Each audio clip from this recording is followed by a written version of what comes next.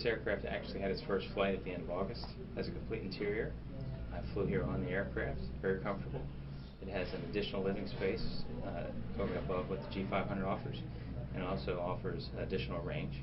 So we now offer 6,500 nautical miles at 0.85 and 5,100 nautical miles at 0.90. So there are actually 4 test aircraft, including the interior, so a total of 5.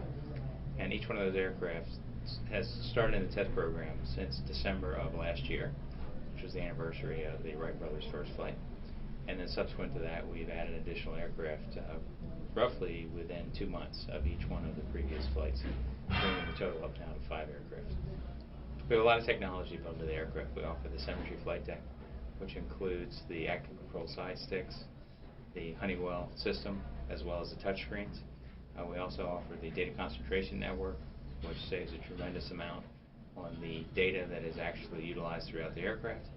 And we also utilize the Pratt & Whitney PW800 engines, which are the highest efficiency engines and enable us to deliver on some of these performance requirements that we're highlighting here.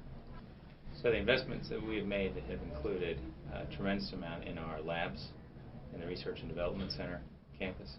That includes what we utilize for the integration test facility, which essentially integrates all of the avionics for the aircraft and the software.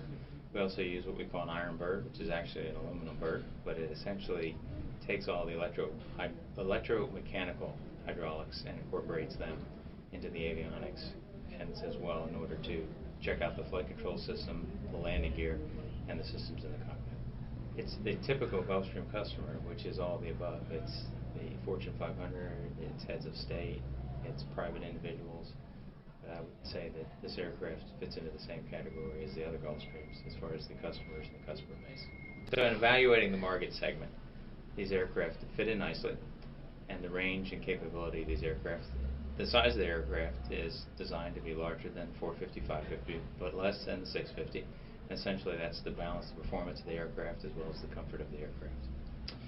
So I'd have to answer that question a different way, because even though the 600 benefits largely from the 500, it does have a brand new wing, has new landing gear, has a new horizontal tail, and so the control surfaces all had to be adapted for the larger aircraft to make sure it's balanced out. The fact that the fuselage does have the same diameter, and we incorporated an additional living space, has all been balanced out by those other characteristics that I just mentioned in order to ensure that the aircraft is balanced, performed, and meets all the requirements that we had established when we set out to announce the aircraft. That we're always working on new things, but right now the 500 and the 600 is the aircraft that we're focused on, and certainly the aircraft that we realize will be a large hit in the market. And if there's anything else we're working on, we'll certainly let you know.